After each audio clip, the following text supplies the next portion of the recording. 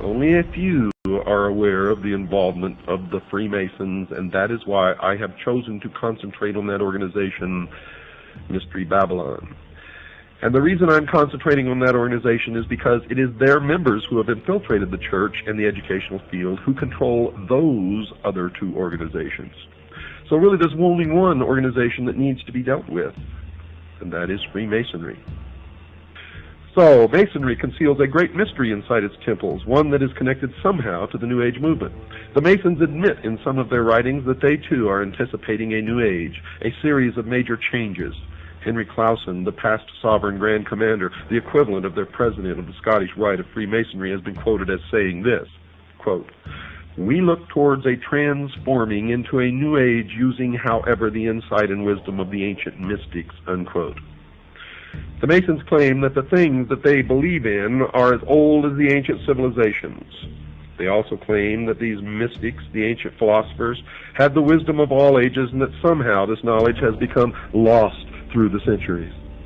Humanity today does not possess this knowledge, but it has become the task of the Masons and other truth seekers, who turn out in every case of investigation to be liars and deceivers and manipulators, to rediscover these principles for the benefit of all mankind. Those possessing this knowledge will correct the world's current problems. Some of the Masons also claim to have identified the cause of these problems. One of the most prolific writers on the subject of this lost truth, as I have mentioned earlier, is Manly P. Hall, a 33rd degree Mason. For those unfamiliar with the Masonic degrees, all Masons in America start through what is called the Blue Lodge, consisting of only 3 degrees. A Master Mason is of the 3rd degree and really knows nothing, even though he thinks that he has been illumined, and I get letters from them all the time. "I'm a Master Mason, and I've never heard of any of the stuff that you're talking about." Oh, boy. It amazes me, folks. It just absolutely amazes me that people are so stupid. It drives me wild. The initiate into the Blue Lodge goes through 3 separate and different initiation ceremonies, one for each degree. After completing these ceremonies, he may stay where he is or choose to affiliate himself with either the York Rite, which has 13 degrees, or the Scottish Rite, which has 32, and then the meritorious 33rd. The latter is divided into 2 separate jurisdictions, the southern and the northern. And these are based primarily on state borders, and whether one joins one or the other depends on where the initiate lives. The 2 Scottish rites have an additional 29 degrees, making for a total of 32. There is one more degree called the 33rd degree, which is honorary, and only a few are invited into that degree, and to even be considered, they must perform some major work toward the completion of the great work, which is the plan to bring about the utopia on earth, the socialist dream.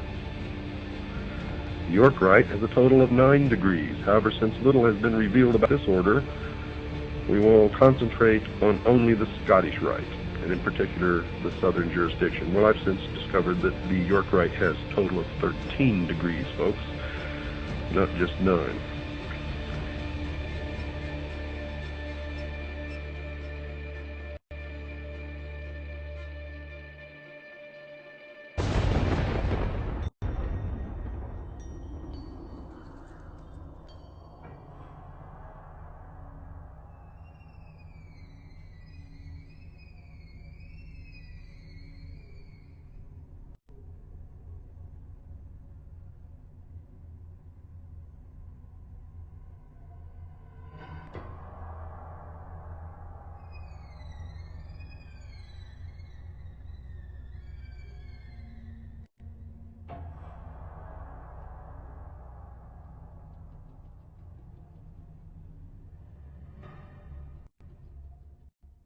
Illuminati was an organization created in Bavaria. A Freemason named Adam Weishaupt created the Illuminati as an inner circle of Freemasons. And he was very definitely taken by the period of the Enlightenment. He saw liberal democracy and liberal government, not liberal in the sense that we use it today in political talk, but liberal in the sense of giving rights and freedoms to the citizen, as an important way to improve the world. And his plan was to create this inner circle of Masons called the Illuminati. That means the enlightened ones. And that this inner circle of Freemasons would then spread out among Masonic lodges, and then the Masons in turn would see to it that their members were put in prominent positions in government, and that then the Illuminati's influence would enable the liberal democratic principles of the Enlightenment to be spread throughout the world. It had three ideals: separation of church and state, controls on the power of the state, and the emancipation of women. Three planks in their platform, if you will. Now, one could say that the Bavarian Illuminati won, because that, in effect, defines Western society. Because the Illuminati plan to change the world in many ways came to pass, some believe the order functioned through the revolutionary movements of the 18th, 19th, and 20th centuries. The cry for revolution around the world seems to have impacted all the countries of Europe and spread beyond to Russia, China, North Korea, and Cuba. But most controversial is the society's influence in America, something hinted at in the very date in which the Illuminati in Germany was founded. I think they were supposedly formed in 1776, the same year of the Declaration of Independence. And the Illuminati was established as an organization, you know. He says, no longer are we going to take the orders of the monarchs in 1776. Now that's a pretty important date, isn't it? Now, you made reference to 1776 and the Illuminati. Can you draw a line? I do associate the two because the language was so symbolic. It's too direct and too precise not to know that these people who envisioned such a new world were actually combined in the underground secret societies of Europe. Fire was an important symbol to the revolutionaries, who were determined to destroy the old world in preparation for the new. As one of them declared, with a match, one does not lift up the world, one burns it. Weishaupt's Bavarian Illuminati sparked the flame of the revolutionary faith, but some researchers believe that at some point their flame was put out. They lasted about 10 years. Now, what lasted for centuries after them was the rumor and reputation that there is a secret inner circle of Freemasons that are plotting to take over the world. John Robison in Scotland wrote a book, Proofs of a Conspiracy, where he talks about how the Illuminati are trying to take over Masonic lodges, and Masonic lodges are trying to take over the world. But the American lodges, by and large, externly, and we know, did not accept that because it wasn't needed. However, it doesn't mean that there were lodges within the United States that did. You had to have had some Freemasons that were members of the Illuminati, but were they in control of any lodges? Don't think so, because it would be against the law.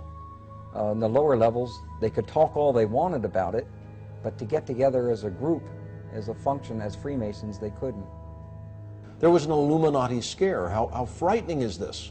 We've always known there was a Masonic lodge down the street. Could they be infiltrated by the Illuminati? Are they secretly trying to take over our government? All of this is foolishness. The Illuminati went out of business after about 10 years.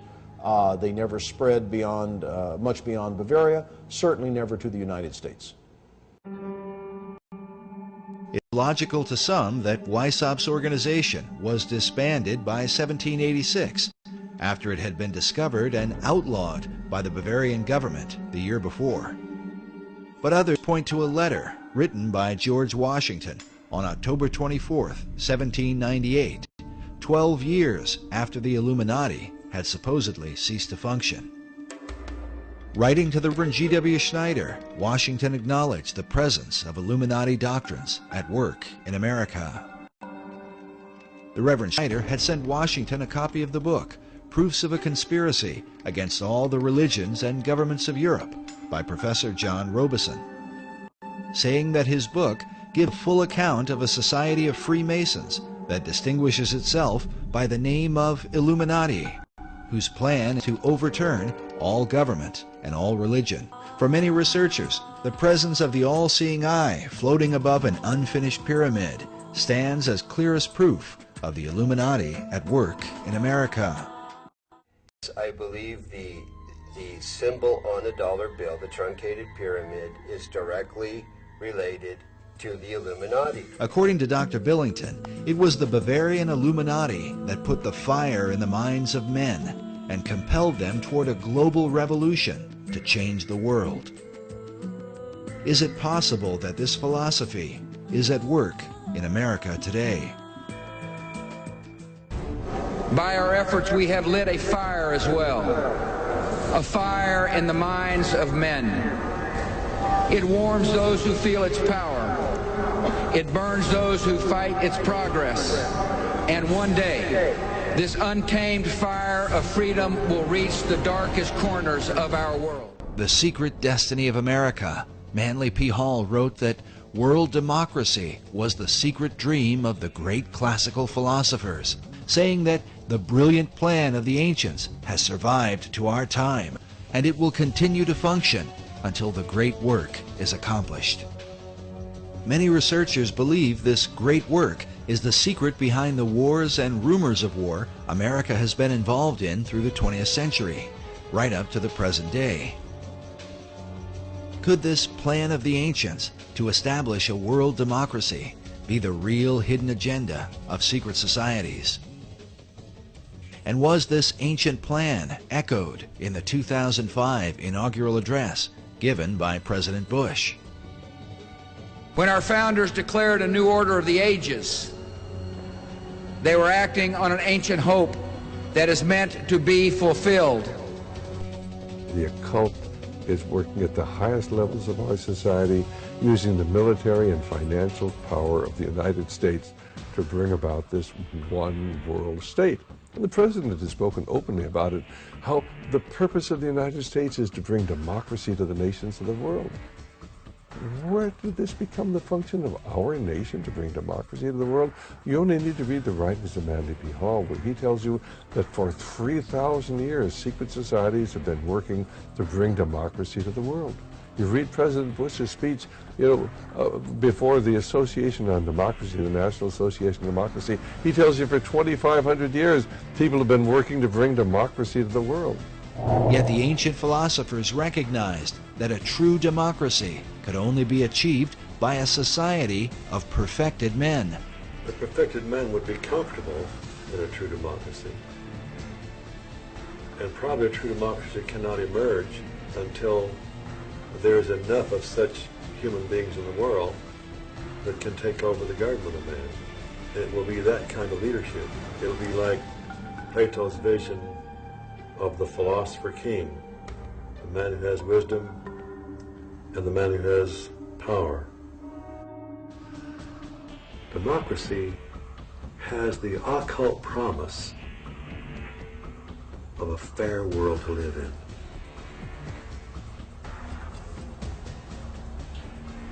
Now, you mentioned the occult promise. How would you define a term like that for an audience who's... Well, probably define that term by saying that promise is explain the word occult. Well, it's obscure. It's hidden, not visible to the normal eye. So an occult promise is something that is inherent, but only visible to those who have that inner vision. So a fair world is a kind of occult promise at the heart of democracy.